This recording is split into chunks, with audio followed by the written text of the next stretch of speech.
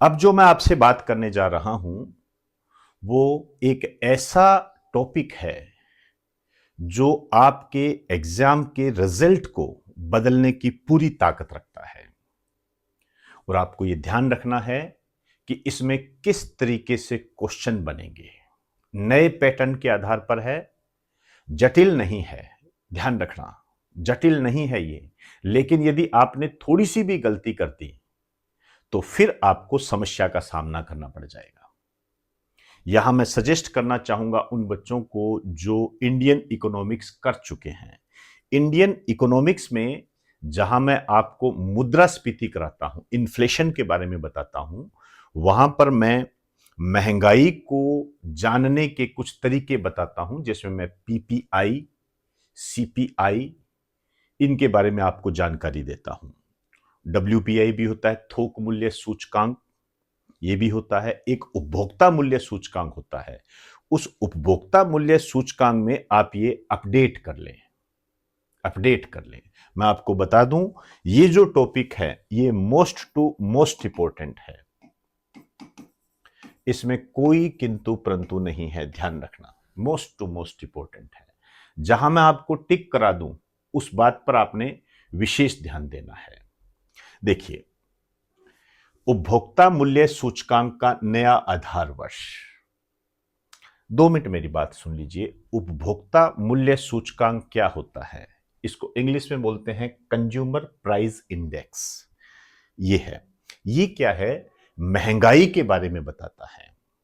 RBI जो महंगाई के संबंध में आंकड़े जारी करता है, इतनी बढ़ गई, इतनी घट गई, उसका आधार ये होता है। उसी के आधार पर हमें बताता है कि कितनी महंगाई बढ़ गई, जिसको आप मुद्रास्फीति के रूप में भी देख सकते हो। तो एक तो ये महंगाई के बारे में बताता है। पहली बात तो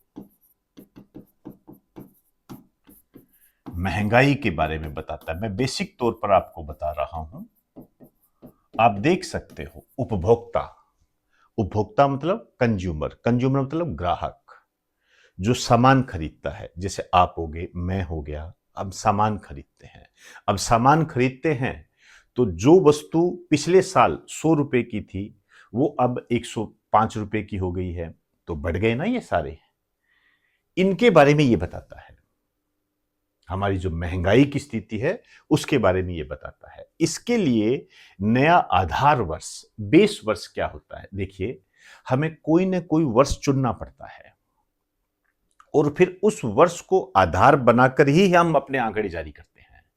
क्योंकि देख लीजिए, यदि हम रेगुलर चलते रहें तो कहीं ना कहीं ऐसा आएगा जहां महंगाई कम भी होगी, जहां बढ़ेगी भी। जैसे कोरोना काल एक बीच में आ गया। जब कोरोना काल बीच में आ गया तो आप देख लीजिए, कोरोना काल से पहले की स्थिति और कोरोना काल की स्थिति में रात दिन का फर्क देखने को मिलता है। अब यदि हम उन वर्षों को ले लें तो फिर पूरा सिस्टम ही बिगड़ जाएगा। क्योंकि वो तो एक स्थिति थी, आपात स्थिति थी। उस समय चीजों के मूल्य इस तरीके से बढ़े थे या घटे थे। तो इसके लिए एक आधार वर्ष माना जाता है, वो है 2024। ध्यान रखेंगे, 2024 आधार वर्ष है। ये आपके रच बस जाना चाहिए। इसको मैं आपको बता दूं, ये मोस्ट टू मोस्ट इंपॉर्टेंट है। लेकिन ये वन लाइनर क्वेश्चन है, सीधा आएगा। उपभोक्ता मूल्य सूचकांक का नया आधार वर्ष कौन सा है? सिंपल सी बात है, सीधा आएगा। अब आपके यदि 2024 याद है तो आपका काम चल जाएगा, नहीं तो मुश्किल हो जाएगी। मेरी बात को शायद आप समझ रहे होंगे। क्लियर? इससे पहले क्या था ये भी आपको ध्यान रखना है। वर्तमान में जो नया पैटर्न है वो इसी तरीके से करता है आगे। यहां पर एक स्टार डाल के लिख देना, इससे पहले 2012 था। इससे पहले 2012 था। ध्यान रखना, ये दोनों बातें आपको ध्यान रखनी है। वैसे मैं बता दूं, इसकी पीडीएफ जो है आपको ऐप में भी मिल जाएगी, टेलीग्राम चैनल पर भी मिल जाएगी। आप अपनी रिक्वायरमेंट के आधार पर उसे देख सकते हो। अब इसको जारी कौन करता है? ये एक अच्छा क्वेश्चन है। मिनिस्ट्री के बारे में बहुत पूछने लगे हैं। आपसे पूछेगा, नया उपभोक्ता मूल्य सूचकांक के नए आधार वर्ष को किस मंत्रालय ने जारी किया? ठीक है ना, किस मंत्रालय ने जारी किया। अब इसमें एक मैं नई बात और जोड़ूंगा, लेकिन पहले इस मंत्रालय का नाम जान लीजिए। इस मंत्रालय का नाम है MOSPI। मैं पूरा नाम लिख देता हूं, Ministry of Statistics and Programme Implementation. Ministry of Statistics and Programme Implementation. आपको हिंदी में ज्यादा जानने की जरूरत नहीं है, मैं वैसे बता देता हूं, सांख्यिकी व कार्यक्रम क्रियान्वयन मंत्रालय। क्लियर, ये मिनिस्ट्री पूछी जाती है। लेकिन नए पैटर्न के आधार पर आपको यह बात ध्यान रखनी है कि अब इसमें इस मिनिस्ट्री से हटकर कुछ चीजें पूछी जाने लगी। जैसे ये मिनिस्ट्री है, इस मिनिस्ट्री में विभाग कौन सा, डिपार्टमेंट कौन सा, किस विभाग ने इसको जारी किया है, डिपार्टमेंट किसने जारी किया है, इसको नए पैटर्न के आधार पर आपको ध्यान रखना है। एग्जामिनर ऐसे ही आपको उलझाता है। पैटर्न कौन सा है, ये है NSO, नेशनल स्टैटिस्टिक्स ऑफिस। ध्यान रखना, ऑफिस है। पहले इसके स्थान पर ऑर्गेनाइजेशन हुआ करता था, लेकिन अब ये ऑफिस है। राष्ट्रीय सांख्यिकी कार्यालय हिंदी में बोलते हैं, लेकिन आप इंग्लिश में इसको ध्यान रखें। ये मोस्ट टू मोस्ट इंपॉर्टेंट है, ध्यान रखना। अब आगे जो क्वेश्चन बनेंगे वो किस तरीके से बनेंगे, इसमें विशेष क्या बातें हैं। विशेष ये बात है, कुछ आंकड़ों के जाल में आपको लेके जाना चाहूंगा, उलझाऊंगा नहीं, लेकिन जो जितना बता दूं उतना तो याद रखना पड़ेगा। ये सब आंकड़े पुराने पेपर्स जो है, NDA का हो गया, CDS का हो गया, IAS का हो गया, उस समय जब आधार वर्ष बदले गए थे, या मतलब उस समय जो क्वेश्चंस आए थे, उस आधार पर मैं बात कर रहा हूं आपको, क्योंकि हमें उसी लेवल तक पहुंचना है, तभी हम वर्तमान में जो एग्जाम का पैटर्न है उसको कर पाएंगे। हां, इतना विश्वास आपको दिलाता हूं, इतना ही कर लो, आपका काम चल जाएगा। इससे कम की उम्मीद मैं नहीं करूंगा, ध्यान रखना, इससे कम नहीं कर सकते। और इससे ज्यादा यदि आप पढ़ सकते हो तो आपकी मर्जी है, लेकिन मैं आपको यही कहूंगा, कोई जरूरी नहीं है, कोई जरूरी नहीं है। इन्हीं के आधार पर आप जो कठिन टाइप के क्वेश्चन आएंगे उनको भी सोल्व कर लोगे, ये गारंटी के साथ कहता हूं आपको। लेकिन हां, ये तैयार होना चाहिए। जैसे विशेष में पहला पॉइंट क्या है, खाद्य व पेय पदार्थों का भारांश। भारांश का मतलब होता है वेटेज, ठीक है ना, कहते हैं ना इसका वेटेज कितना है, इसमें राजस्थान जीके का वेटेज कितना है। वो खाद्य व पेय पदार्थों का भारांश 45.86% से घटाकर 36.75% कर दिया गया है। 36.75% कर दिया है, ये किया गया है, ध्यान रखना। ये मतलब घटाया गया है खाद्य व पेय पदार्थों का, क्योंकि आप जानते हो ये जो खाद्य व पेय पदार्थ है इनका कम हुआ है, ठीक है ना, इनका वेटेज कम कर दिया गया है। आगे क्या बात है, नेक्स्ट आ जाइए। शामिल वस्तुएं। ऐसा कोई एग्जाम नहीं है, चाहे वो राजस्थान का हो चाहे इंडिया लेवल का हो, कि ये क्वेश्चन ना पूछा गया हो। इसमें जो वस्तुएं शामिल की गई है ये है 358। आपसे क्वेश्चन इस तरीके से वन लाइनर के बीच के लिए पूछा जाएगा कि नए उपभोक्ता मूल्य सूचकांक या उपभोक्ता मूल्य सूचकांक के नए आधार वर्ष 2024 के तहत कितनी वस्तुओं को शामिल किया गया है।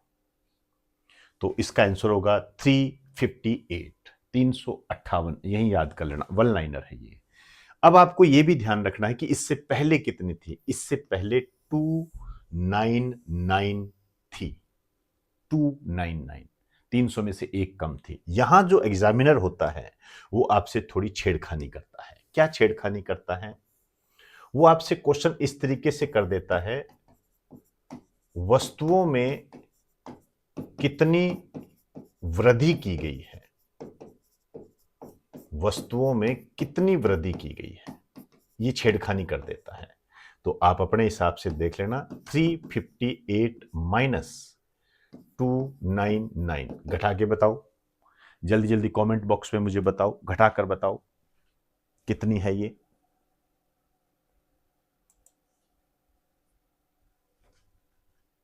बताइए, इसमें से घटा के बताइए कितनी है ये। 358 में से 299, फिर आपको ये पता लगेगा कि कितनी वस्तुओं की वृद्धि की गई है। समझ में आई बात सारी? तो कितने हो जाएंगे बताइए,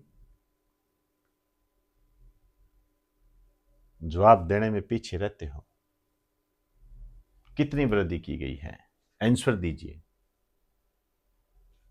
चलो कोई बात नहीं, ये आपका होमवर्क है, इसको आप कमेंट बॉक्स में मुझे बताएं। तो ये वृद्धि वाला सिस्टम आप ध्यान रखें। आइए, अब ये जो वस्तुएं हैं, इनमें कई वस्तुएं क्या है, हटाई गई है और कई वस्तुओं को इसके अंदर शामिल किया गया है। नई वस्तुएं जो इसके अंदर शामिल की गई है वो है ऑनलाइन मीडिया। आप स्ट्रीम करते हो, नेटफ्लिक्स खरीदते हो, उसका सब्सक्रिप्शन लेते हो, तो ये सब बातें इसके अंदर आती है। ऑनलाइन मीडिया है, ग्रामीण आवास है, डेयरी उत्पाद है, पेन ड्राइव है, हार्ड डिस्क है, और जो एक्सरसाइज के जो इंस्ट्रूमेंट होते हैं वो है इसके अंदर। ठीक है ना? तो वो सब इसके अंदर शामिल किए गए हैं। लेकिन आप देखिए, हम जो ये वस्तुएं शामिल कर रहे हैं, लेकिन कई ऐसी वस्तुएं हैं जिनको हम छोड़ भी चुके हैं, जैसे वीसीआर, टेप रिकॉर्डर, रेडियो। अब कौन सुनता आजकल? कोई नहीं सुनता। इनको हमने बाहर निकाल दिया गया है। ये मैंने यहाँ लिख दिया लिस्ट के रूप में। वीसीआर है, डीवीडी प्लेयर है, रेडियो है, टेप रिकॉर्डर है, सीडी डीवीडी वीडियो कैसेट है, नारियल रस्सी है, ये सब इसके अंदर मैंने। अब यहाँ जो आपको थोड़ा ध्यान रखना है, इन वस्तुओं को एक बार आप पढ़ लेना, क्योंकि यदि आप इसको पढ़ लोगे तो फिर क्या होगा, कौन सी वस्तु हटाई गई या नई कौन कौन सी वस्तुएं शामिल की गई हैं, इस टाइप का यदि आपके क्वेश्चन बनेगा तो इन्हीं के अंदर कवर हो जाएगा। एक पैटर्न आपको ये ध्यान रखना है, वस्तु कौन सी वस्तुएं शामिल की गई। यदि बहुत ज्यादा इसके अंदर करेगा तो जनरली इसकी संभावना थोड़ी कम ही दिखती है, लेकिन आपको ध्यान रखना है। ये एक किराया शामिल किया गया है इसमें। ग्रामीण क्षेत्र, आज आप देख लीजिए, आप जानते हो कि गांवों के अंदर जो किराया होता है वो कम होता है, शहरों में किराया ज्यादा होता है, और लगातार ये किराए का सिस्टम बढ़ता जा रहा है, तो किराए को भी इसमें शामिल किया गया है। यदि आप इतना ही ध्यान रख लोगे तो ही बात बन जाएगा, भी किराया शामिल किया गया है। ये जो आपके आंकड़े हैं, इनको यदि थोड़ा बहुत आपके याद रहता है एक बेसिक तौर पर तो ठीक है। ये 0.45% से 0.56% ग्रामीण क्षेत्र के लिए, शहरी क्षेत्र के लिए 6.24% से 6.58%। चाहे ये याद भी ना रहे तो भी कोई ऐसी बात नहीं है, लेकिन ये ध्यान रखना है कि किराए को शामिल किया गया है इसके अंदर, कि रेजिडेंस, क्योंकि यहाँ से लोग जाते हैं, शहरों में जाते हैं, किराए के मकान में रहते हैं, और ये किराए का सिस्टम बड़ा अच्छा भी चल रहा है। एक तरीके से ये एक नया बिजनेस भी आ रहा है साथ में, आप समझ सकते हो। आप जो स्टूडेंट रहते हो, आप देख लीजिए आसपास कितने किराएदार आपके साथ ही रहते हैं, आप इससे अंदाज़ा लगा सकते हो कि किराए की स्थिति किस तरीके से आगे बढ़ रही है। तो आप इसको याद रखें, ये किराया। नेक्स्ट, अब आप देखते हो कि ऑनलाइन मार्केट ये बढ़ रहे हैं। आप देखते हो अमेजन से आप सामान मंगाते हो, स्विगी से मंगाते हो, आप सारे बहुत सारी चीज़ें हैं आपके सामने, फ्लिपकार्ट है, और भी बहुत सारे तंत्र हैं। इसमें क्या है, 12 ऑनलाइन मार्केट जोड़े गए हैं। ऑनलाइन मार्केट भी इसके अंदर जोड़े गए, इसका भी बढ़ रहा है। आपको ये ध्यान रखना है, 12। आपसे पूछा जाएगा कि इस उपभोक्ता मूल्य सूचकांक में कितने ऑनलाइन मार्केट जुड़े गए हैं, तो 12 ऑनलाइन मार्केट जुड़े गए। नई बात है, इसलिए थोड़ा इसको टिक कर लीजिए। आंकड़े जारी करने के स्तर, ये 3 स्तर बताए गए हैं इसके, ग्रामीण क्षेत्र में, शहरी क्षेत्र में। क्योंकि आप जानते हो गांवों में वस्तुएं क्या होती हैं, सस्ती होती हैं, शहरों में वस्तुएं क्या होती है, महंगी होती है, आप जानते हो। एक कुछ चीजें ऐसी भी होती है जो आप ऐसा देख सकते हो कि ऐसा एक एरिया होता है जो गांव जैसा भी नहीं लगता और शहर जैसा भी नहीं लगता, तो उसमें वस्तुएं क्या है, मिड में आ जाती है। तो उसके लिए एक कंबाइन लेवल चुना गया है, संयुक्त। इसमें क्या है, ग्रामीण भी आएगा और शहरी मिला जुला जो बीच का होगा वो, ये थोड़ा सा ध्यान रखना। एक प्रत्येक राज्य के लिए अलग अलग जारी होंगे। आप जानते हो हर राज्य की अपनी स्थिति होती है। अब आप देखो, तमिलनाडु में जाओगे तो सबसे महंगा राज्य है, कर्नाटक महंगे राज्यों में आता है, महाराष्ट्र महंगे राज्यों में आता है, राजस्थान महाराष्ट्र की तरह महंगा थोड़ी है। समझ रहे हो ना बात को? इस कारण से इससे क्या है, एक पारदर्शिता भी आती है और एक ऐसे आंकड़े हमें मिलते हैं जो कि एक्यूरेट होते हैं। एक्यूरेसी को अपनाया गया है इसके अंदर। महाराष्ट्र और राजस्थान की तुलना एक साथ नहीं हो सकती। तो ये एक अलग बात है, प्रत्येक राज्य के लिए अलग अलग जारी होंगे। तो ये उपभोक्ता मूल्य सूचकांक है। शायद मेरी बात आप समझ गए होंगे, ठीक है ना? अब मैं कुछ क्वेश्चंस लेकर आया हूं, उन क्वेश्चंस को ध्यान से सुने। देखिए आपके सामने है ये क्वेश्चन। अब जो नए पैटर्न पे जो क्वेश्चन बनेंगे वो इसी टाइप के बनेंगे, इसी टाइप के। आपने इसको फॉलो करना है। क्या क्वेश्चन है? दो स्टेटमेंट दे रखे हैं इसने। पहला स्टेटमेंट क्या है? फरवरी 2026 को MOSPI, Ministry of Statistics and Programme Implementation के द्वारा नया आधार वर्ष 2024-100, इसको ऐसे भी लिखा जाता है, ध्यान रखना, कंफ्यूज मत हो जाना। मतलब 100, कोई भी वस्तु होता है उसका प्राइस हम 100 पे देखते हैं, आप जानते हो।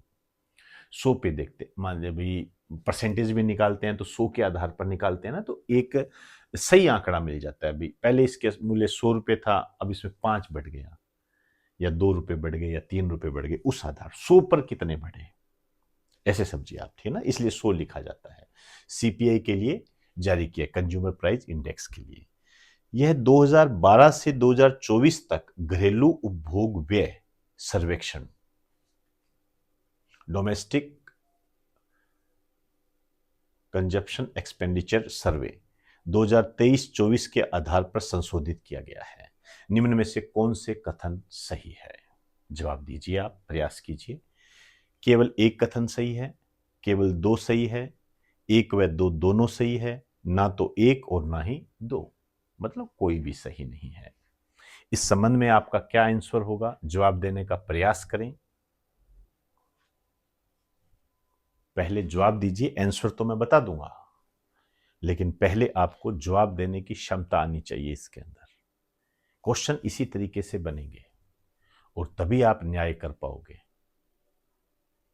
गवर्नमेंट जॉब को प्राप्त करने के लिए आपको इसी तरीके की स्मार्ट मेहनत करनी पड़ेगी, तभी बात बनेगी। बताइए आंसर, जो भी बच्चे देख रहे हैं बताइए।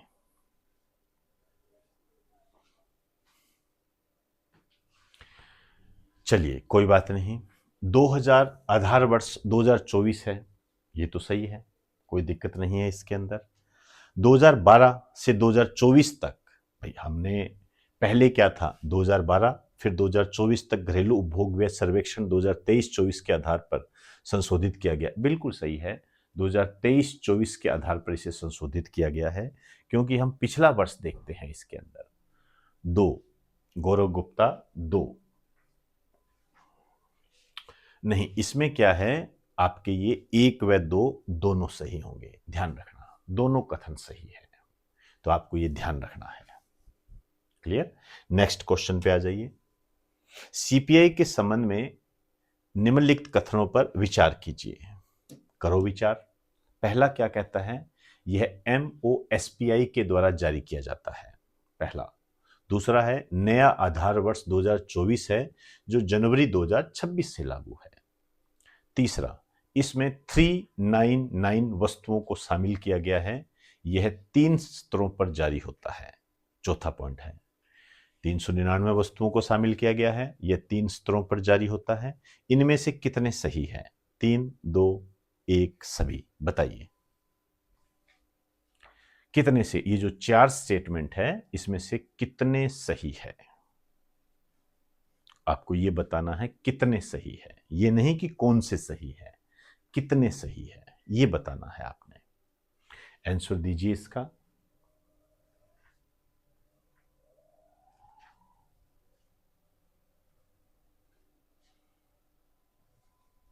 गौरव बताइए।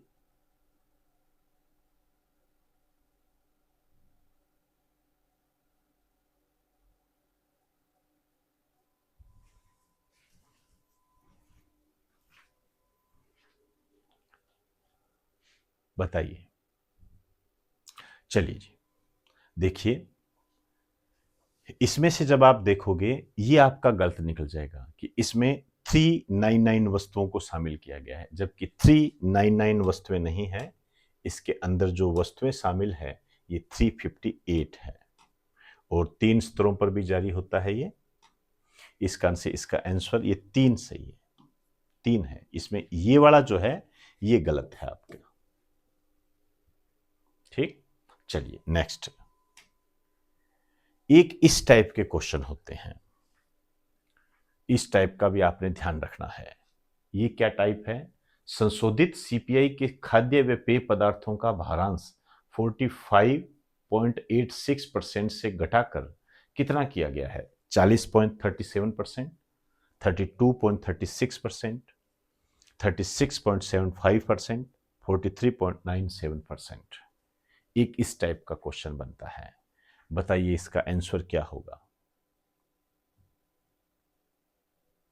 सी, गौरव सी, बहुत बढ़िया, शानदार। तो इसका सही आंसर है सी। तो आपको इसी तर्ज पर तैयारी करनी है।